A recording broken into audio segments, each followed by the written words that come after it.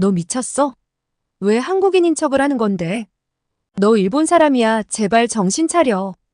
여기 한 여성이 고래고래 소리를 치고 있습니다. 이 여성은 한국에 대한 부정적인 이야기를 끝도 없이 말하고 있는데요. 과연 이 여성에게는 무슨 일이 생긴 걸까요? 오늘은 일본 도쿄에서 온 사쿠라 씨의 사연을 준비했습니다. 그럼 오늘의 사연 시작합니다. 안녕하세요. 저는 한국을 너무너무 사랑하는 34살 일본인 사쿠라라고 합니다. 주변 일본인 친구들 말에 따르면 저는 한국에 완전히 미쳐있는 수준입니다. 미쳐있다는 표현이 좀 마음에 들지 않긴 하지만 저는 한국을 좋아하는 걸 넘어 지금은 한국 남자와 결혼해서 살고 있으니 어느 정도 인정합니다. 제가 한국 남자와 결혼해 한국에 정착한 지 올해로 3년이 되었습니다. 제가 한국 사람과 결혼하고 한국에 오기까지 참 우여곡절이 많았죠. 제가 왜 한국을 사랑하게 되었고 한국 남자와 결혼까지 하게 되었는지 알려드릴게요. 제가 중학생이던 시절 일본을 뒤흔든 엄청난 일이 있었습니다. NHK 방송국에서 한국의 겨울연가라는 드라마를 수입해서 방영을 하였는데요. 당시 일본에서는 겨울연가라는 제목 대신 겨울소나타라는 제목으로 더빙하여 방영되었습니다. 2003년 4월 일본에서 첫 방영이 되었을 때는 그냥 재미있다는 반응이었는데 이후 시청자들의 요청으로 2004년에 다시 재편성되어 재방영이 되었는데 그때 이 드라마가 미친 듯한 인기를 끌기 시작하면서 일본 열도를 뒤흔들기 시작했습니다. 사실 2004년 이전만 하더라도 일본 내에서는 한국 가요는 매니아층이 조금 있는 정도였고 한류라는 말도 없었습니다. 겨울연가가 처음 방영되었던 채널은 위성 채널이라 시청자 수에 한계가 있었기 때문에 시청률에도 한계가 있었습니다. 하지만 일본 중장년 여성들이 비디오 테이프로 겨울연가를 녹화하고 주변에 권유하면서 매니아층이 생기기 시작했죠. 그러다 겨울연가가 지상파를 통해 재방영이 시작된 후 주부들 사이에서 겨울연가가 입소문을 타기 시작하더니 회를 거듭할수록 시청률이 엄청나게 폭등하기 시작했습니다. 결국 30대 여성들까지 합세하게 되면서 일본의 30대에서 60대 여성들을 중심으로 겨울연가의 주인공인 배용준이 선풍적인 인기를 끌게 되었습니다. 그리고 아직까지도 회자되고 있는 윤사마라는 별칭이 탄생하게 되었죠. 사실 사마라는 별칭은 일본에서도 극소수의 연예인에게만 붙는 존경과 극의 대상에게만 붙여지는 극존칭입니다. 이런 호칭이 외국 연예인, 그것도 한국 연예인에게 붙여졌다는 사실은 정말 파격 그 자체였습니다. 당시 겨울연가의 시청률은 지역별로 20% 이상으로 집계되었는데 아침 드라마, 대하 드라마가 아닌 다른 나라의 드라마가 그것도 밤 11시에 방영한 드라마가 시청률 20%를 넘은 것은 역사상 처음이었고 아직까지도 그 기록은 깨지지 않고 있습니다. 이건 한류 전설의 시작이었습니다. 당시에 일본에서 겨울연가는 하나의 사회현상으로 비견이 될 정도로 엄청난 열풍을 불러일으켰습니다. 저희 어머니도 윤사마에 미쳐서 윤사마가 일본에 오면 쫓아다닐 정도였고 학교 수업 시간에 이런 한류 열풍에 대해 다루는 일도 정말 많았었죠. 그 시대에 남편과 자식 뒷바라지하기도 힘든 중장년 여성들이 윤사마를 보기 위해 새벽부터 공항에서 대기하고 윤사마가 탄 차를 따라가다가 사고로 10명 이상의 여성들이 다치고 윤사마가 탄 비행기를 전망대에서 지켜보며 눈물을 터뜨리는 중년 여성들의 모습이 일본에서는 괴현상이라 취급되기도 했습니다. 사실 그때 저도 이렇게 한국을 좋아하는 일본 사회의 분위기를 이해할 수 없었습니다. 윤사마를 쫓아다니던 저희 엄마도 이해하기 어려웠고요. 그 당시만 하더라도 젊은 층보다는 나이가 좀 있는 아줌마들이 한국을 좋아하는 분위기였죠.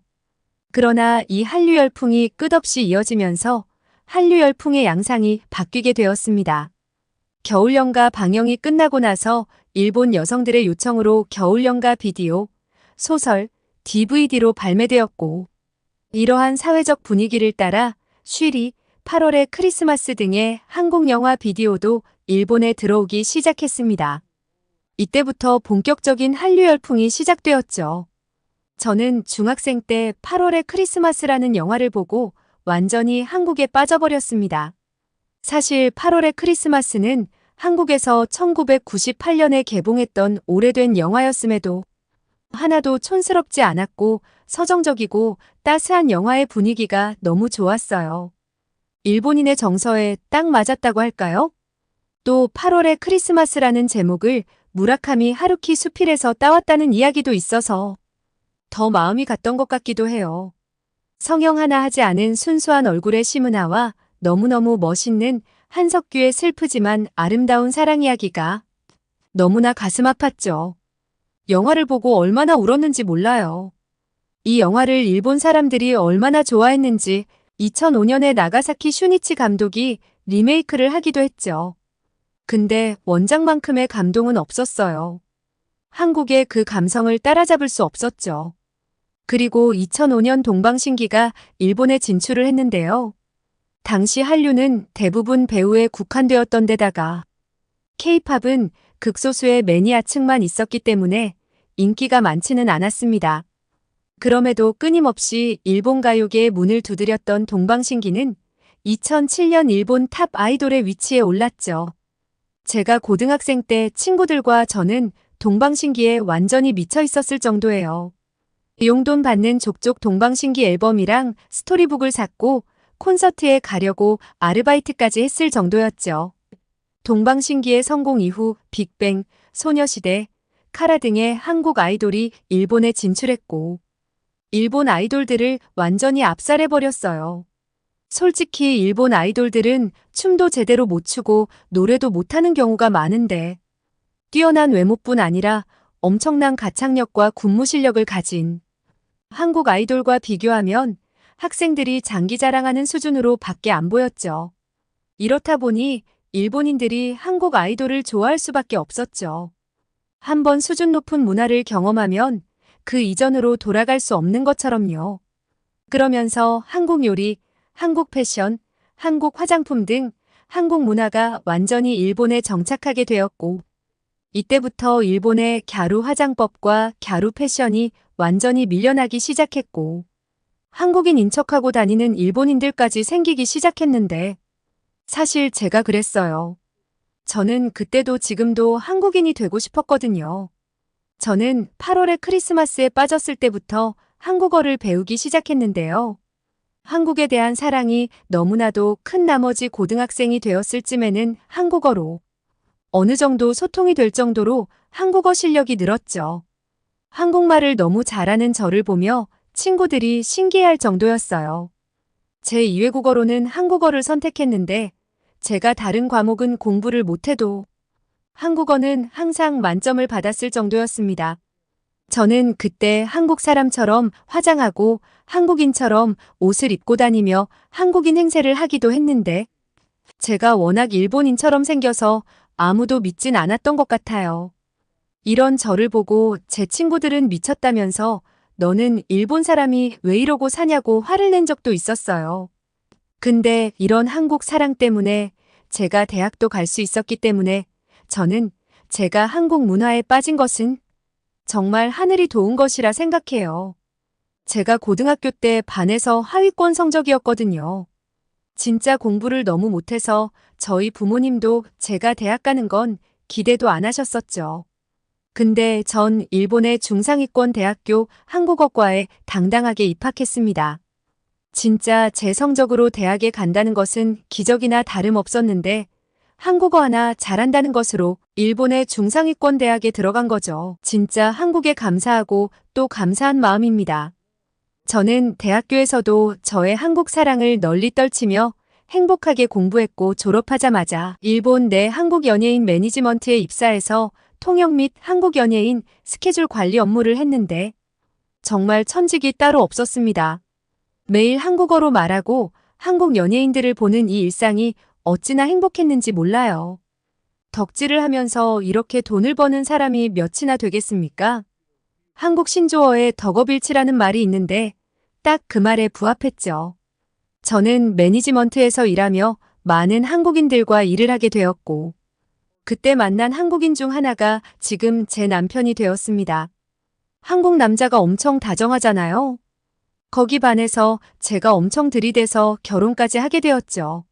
남편도 동종업계 사람이라 일본에서 일을 했기 때문에 우리는 결혼하고도 한동안 일본에 살았어요. 덕업일치의 한국인 남편까지 제 삶은 너무나 행복했죠. 근데 이 행복한 삶이 오래가지는 않았어요. 2010년부터 한류가 기울기 시작했거든요. 2011년에 동일본대 지진이 일본을 덮치면서 일본의 분위기 자체가 가라앉아 문화를 즐길 여력이 없어지기 시작했고 2012년부터는 독도 문제 등으로 한일 관계가 악화되면서 일본의 혐한 세력이 목소리를 내며 TV를 틀기만 해도 나왔던 한국 드라마, 한국 아이돌들이 사라지기 시작했어요. 더군다나 일본 정부 차원에서도 혐한을 조장하기 시작하면서 상황은 더 나빠졌죠. 그러면서 저와 남편도 일거리가 점점 줄어들기 시작했습니다. 물론 이렇게 한류가 쇠퇴하면서도 샤이니나 빅뱅, 2PM, 엑소 등의 한국 아이돌들은 나름대로 팬들이 많아서 계속 일본 활동을 하긴 했지만 예전처럼 붐을 이루었던 한류는 찾아보기 어려워졌고 결국 남편은 일거리를 찾아 한국으로 떠났고 저는 일본에 남아 기존의 일을 하며 떨어져 지내야 했습니다. 참 슬펐죠. 제가 사랑하는 한국이 일본에서 홀대받는 것도 제 일이 없어지는 것도요. 중간중간 방탄소년단이나 트와이스 등의 반짝 인기를 얻은 한국 아이돌 때문에 다시 한류가 되살아나는 것인가 기대를 하기도 했지만 예전만큼의 한류 열풍의 회복은 없었어요. 일본에서도 넷플릭스가 엄청난 인기를 끌면서 한국의 사랑의 불시착, 이태원 클라스, 김비서가 왜 그럴까, 오징어 게임 등의 드라마가 인기를 끌기도 했지만 혐한 세력들과 일본 정부 차원의 혐한 조장으로 오래가지는 못했습니다. 그래서 저는 결국 한국으로 넘어가 남편과 다시 살게 되었죠. 간간히 일본에서 통역과 매니지먼트 일이 들어오기는 하지만 예전만큼은 아니라 일본과 한국을 왔다 갔다 하면서 일을 하고 있죠. 근데 요즘 한류 열풍이 재시동을 걸고 있습니다. 이번에는 진짜 느낌이 달라요. 한국인들은 잘 모르겠지만 최근 일본에서 한국 배우 최종협이 주연을 한 드라마가 있었거든요. 일본 드라마에서 한국 남자 배우를 주연으로 캐스팅한 것은 처음이었는데 이 드라마가 그야말로 초초초 대박을 터뜨렸습니다. 드라마가 끝난 후 최종협 배우 팬미팅 판매 사이트가 마비가 될 정도였고 협사마라고 불릴 정도로 엄청난 인기를 끌고 있습니다. 이 드라마가 특이했던 점은 드라마에서도 최종협 배우가 맡은 역할이 윤태호라는 한국인이었고 대사도 한국어로 했다는 점이었는데요. 여자 주인공인 유리는 상대방의 마음을 읽을 수 있는 능력을 가졌는데 남자 주인공인 태호가 한국 사람이라 한국어로 생각을 하기 때문에 여자 주인공이 마음을 읽어도 이해를 하지 못하는 설정이었죠. 근데 최종혁 배우가 한국어로 생각을 하는 장면에 일본어 자막을 넣지 않아 시청자들도 무슨 말인지 이해를 못하게끔 만들어 궁금증을 불러일으켜 사람들이 더 보게끔 만들었죠. 일본 드라마치고 굉장히 센세이셔널한 설정을 한 것이에요. 사실 일본 드라마들은 항상 비슷한 설정과 스토리로 진부하기로 유명한데 이번에 완전히 틀을 깨는 시도를 한 건데 이 시도가 완전히 먹히면서 드라마도 대박, 최종혁 배우도 대박이 나버렸죠. 이 드라마의 또 다른 성공 요인은 한국 남자의 특징을 담아낸 것인데요. 사실 한국 여자들한테는 너무나 당연한 건데 한국 남자의 다정함이 일본 여자들한테는 엄청 먹히거든요. 넘어지는 걸 잡아주거나 여자친구를 번쩍 안아주거나 얼굴을 쓰다듬어주면서 다정하게 이야기하는 것들. 이게 일본 여자들한테는 엄청난 심쿵 포인트입니다. 한국 여자들에게는 너무 당연한 거지만 일본 여자들에게는 너무 소중한 부분이에요. 이 드라마에서 주인공 남녀가 비빔밥, 순두부, 떡볶이 등의 한국 음식을 먹는 장면이 자주 등장하는데 이 때문에 일본 도쿄의 시노쿠보에 있는 한식당들에 일본인들의 행렬이 끝도 없이 이어지고 있습니다. 마치 2004년에 불었던 윤사마 열풍이 20년이 지난 지금 2030세대에 반복되고 있는 것 같아요. 일본의 드라마는 사실 굉장히 자기적이고 연기 톤도 약간 어색한 부분이 많습니다. 일본의 문화 자체가 감정을 드러내는 것을 바람직하게 생각하지 않는 탓도 있는데요. 한국 드라마는 감정 표현이 굉장히 섬세하고 배우들의 연기력이 뛰어납니다. 그래서 겨울연가가 선풍적인 인기를 끌었던 것도 있었죠. I love you에서 최종엽 배우가 보여준 자연스럽고 섬세한 연기가 겨울연가에서 배용준이 보여주었던 섬세한 연기와 오버랩되면서 엄청난 인기를 끌고 있는 것이죠. 사실 일본의 영화나 드라마가 계속 발전 없이 똑같은 수준에 머물러 있는 것은 일본의 내수 시장이 이미 확보되어 있기 때문이에요. 일본 인구가 1억 2천 명이 넘기 때문에 해외 진출을 하지 않아도 내수 시장이 받쳐주다 보니 크게 발전되지 않아도 그냥 저냥 돈을 벌 수 있다 보니 일본 방송계도 노력을 하지 않죠.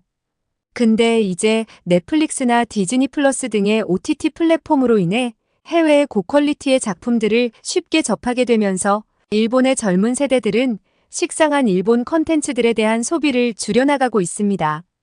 그렇다 보니 다시 한류가 각광받고 있는 거고요.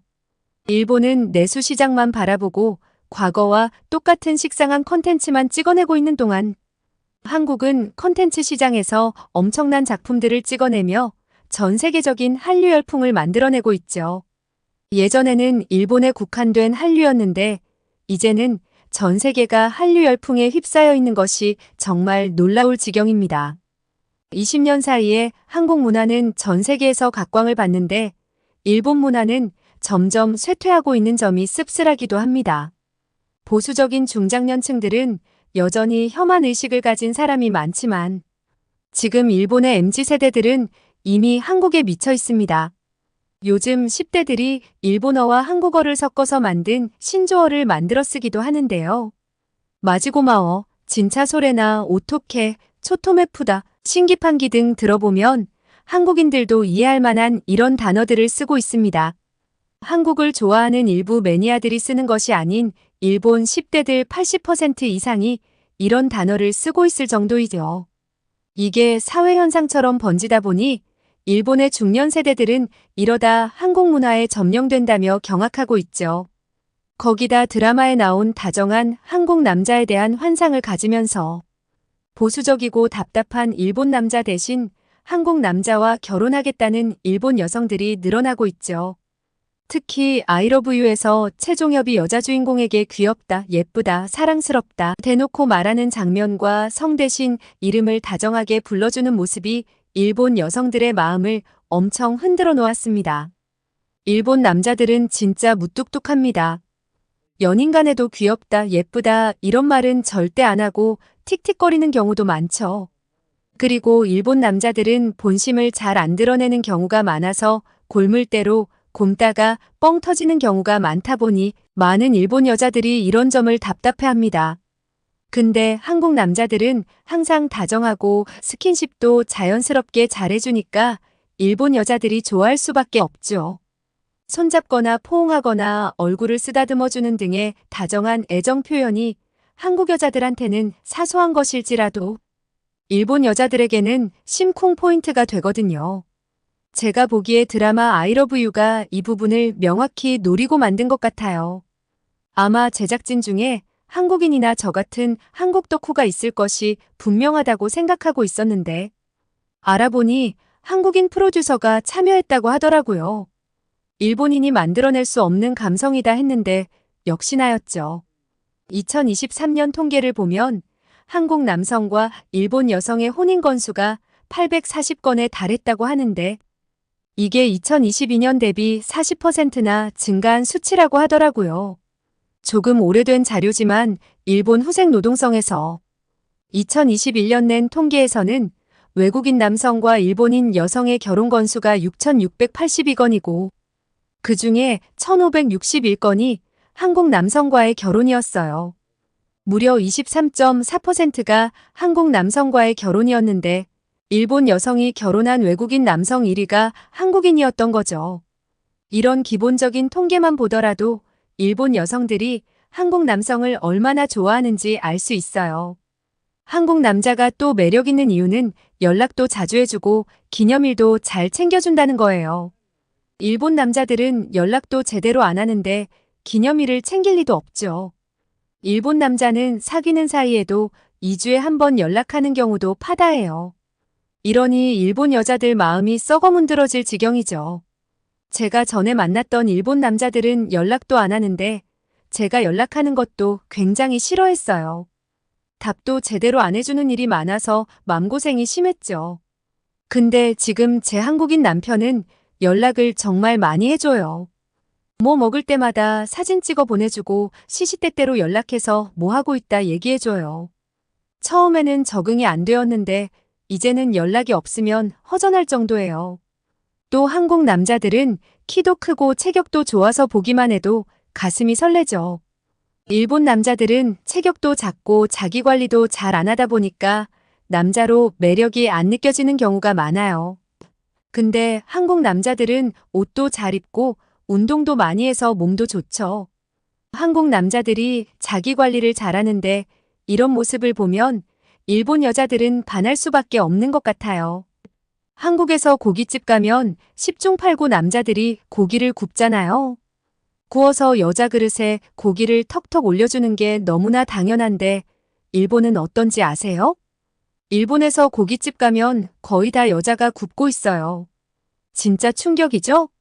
일본에서는 여자가 남자를 챙겨주는 게 일종의 미덕처럼 형성되어 있다 보니 여자가 남자를 챙겨주는 게 너무나 당연한 일이에요.